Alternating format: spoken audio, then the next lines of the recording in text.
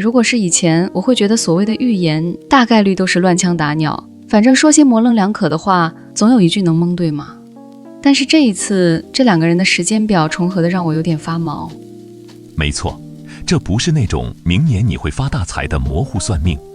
英国的厄运先知帕克和美国好莱坞的御用灵媒朱迪，这两位当今世界命中率最高的预言家，居然不约而同地把人类历史的一个巨大转折点定锚在了同一个年份，2026年。2026不是说2025才是大乱之年吗？怎么都指向2026了？2025是前奏，而2026是高潮。但最诡异的地方在于，对于我们身处的这个东亚火药桶，尤其是台海的命运，他们两个人看到了完全不同的景象。帕克看到了一匹赤马带来的是内部的崩塌，而朱迪却看到了一支绿光舰队带来的是外部的介入。今天我们就把这两个截然不同的剧本放在桌面上，来一场预言对决，看看谁在撒谎，或者谁看到了硬币的另一面。好，我们先说帕克，他之前精准预测了2024年日本地震和中东局势，那他对2026到底说了什么？我记得他好像总是比较悲观。帕克这次用了一个非常工程学的词，冰川式崩塌。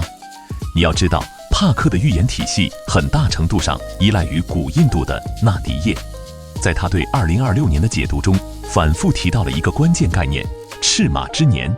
赤马听起来像是圣经启示录里那个带来战争的骑士，很有可能。但在帕克的语境里，这匹赤马踢翻的不是别处，正是东方的巨人。他对2026年的判断非常残酷，他认为我们现在看到的某些看似坚不可摧的庞大体制，其内部的经济结构已经像一块被白蚁蛀空的木头。帕克原话的意思大概是，你会看到它依然站立、宏伟、巨大，直到某个清晨，它突然就这样消失了。这就是所谓的冰川效应。你在水面上听不到声音，看起来一切如常，但在水面下，基底已经彻底断裂了。等一下，你的意思是，他认为2026年不是战争年，而是倒塌年？精准。帕克明确表示，虽然台海局势看起来剑拔弩张，但他没有看到大规模的诺曼底式登陆战。相反，他看到的是因为内部经济危机，尤其是房地产泡沫彻底破裂和地方债务暴雷所引发的政治多米诺骨牌效应。他预言2026年中国将发生一场从未见过的政权更迭。注意哦，不是外部打进来的，而是内部像冰川一样因为自重过大而裂开的。那对台湾呢？如果隔壁发生了这种事，台湾不可能没事吧？在帕克的剧本里，台湾的角色是有惊无险的旁观者。这听起来很不可思议，但他的逻辑是，对手在挥出重拳之前，自己先心脏病发作了。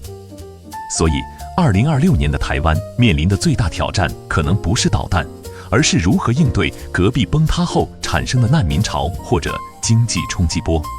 这听起来虽然吓人，但至少符合某种逻辑，但这和朱迪的说法完全不一样吧？我记得朱迪之前提到过什么外星人。这就是矛盾点所在，也是今天最精彩的部分。朱迪·海文利这位服务于富豪和政要的预言家，他的视角更宏大，甚至带点星际色彩。在他的2026展望中，出现了一个极为神秘，甚至有点让人摸不着头脑的词汇——绿光舰队。绿光舰队，这听起来像是漫威电影里的设定。我们可以试着剥开这个洋葱，从3个维度去解读这个绿光。第一层，最现实的解读，军事代号。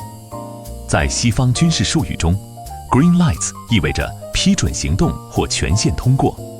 朱迪可能在他的灵视中看到了美军或盟军在2026年对协防台湾开了绿灯，这意味着不再是模糊的战略，而是实实在在的介入。那第二层呢？第二层，科技力量。你也知道最近 AI 医疗和生物科技有多火。朱迪提到2026年会有某种绿色能量的新科技保护台湾，这可能是某种防御网，或者是我们目前还不知道的能量武器。但最让人细思极恐的是第3层，也就是你刚才提到的非人类力量。真的假的？他真的这么说？他非常严肃，朱迪一直坚信有更高维度的力量在注视地球。他预言2026年在太平洋上空会出现无法用现有科学解释的 UFO 现象，也就是所谓的绿光。而这些现象会奇迹般地阻止一场迫在眉睫的战争。他描述的画面是武器系统失灵，导航失效，战争因为这种神迹而被强行按下了暂停键。这就有点悬了。帕克说是内部自爆，朱迪说是外部神盾，这两个剧本完全是反的啊。一个是因为没钱打不动了，一个是因为外星人或是美军不让打。表面上看是反的，但你有没有发现他们有一个惊人的共同结局？什么结局？无论是帕克的自爆还是朱迪的被阻断，最终的结果都是并没有发生导致毁灭性的全面占领，只是过程截然不同。帕克的剧本里，台湾是焦虑的，因为看着对岸着火；朱迪的剧本里，台湾是震撼的，因为看到了神迹或强援。如果让我选，作为一个受过9年义务教育的现代人，我觉得帕克的说法更符合逻辑，朱迪的未免太科幻了。作为观众，我们到底该信谁？先别急着站队，既然我是这个频道的脑洞担当，我们就用犯罪侧写的方式来分析这两个预言背后的底层逻辑。帕克的预言本质上是遵循熵增定律，他把那个庞大的体制看作一个封闭系统。你知道物理学怎么说的？封闭系统如果无法从外部获取能量，最终一定会因为混乱度增加而走向解体。这符合热力学，也符合中国几千年的历史周期率。那朱迪呢？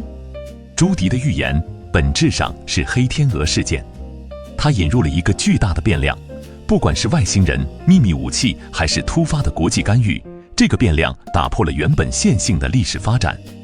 他认为2026年是旧能量被清洗的一年，常规的逻辑在那一年会失效。所以一个是物理学，一个是量子力学，可以这么理解。而且还有一个隐藏的彩蛋，他们两个都提到了女性这个关键词。帕克暗示2026年后，东方会出现一位新的女性政治力量出来收拾残局。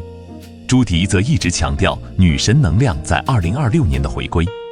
也许红与绿的终局不是毁灭，而是一次非常痛苦的重生。听完这些，我觉得2026年虽然充满了不确定性，但也好像没那么绝望了。作为普通人，尤其是身在台湾的朋友，听到这些预言，该做点什么？预言的意义从来不是为了恐吓我们，而是为了让我们看见另一种可能性。如果帕克是对的，你需要做的是资产配置的风险隔离。就像我们之前聊过的，不要把鸡蛋放在那个即将冰川崩塌的篮子里，不管那个篮子以前看起来有多稳。如果朱迪是对的，你需要做的是心理建设。这个世界可能会发生很多超出我们认知的变局，不要被突如其来的变化吓倒。就是说，保持警惕，但也要保持开放的心态。对，2026年，无论它是赤马的践踏，还是绿光的降临，它都是一个旧时代的结束。帕克和朱迪虽然看到了不同的画面，但他们都在告诉我们同一件事：不要执着于现在的常态，因为常态即将被打破。就像我们做视频一样，素材剪完了，总要渲染导出，才能看到新的成片嘛。非常好的比喻，2026可能就是这个世界的渲染完成时刻。至于渲染出来的画面是红色的还是绿色的，大概率取决于我们每一个当下的选择。如果你想知道更多关于2026年生存指南的细节，记得在评论区告诉我们。最后问大家一个问题，直觉告诉你2026会是内部崩塌还是外部神迹？我是 Nobi 酱，我们下个视频见。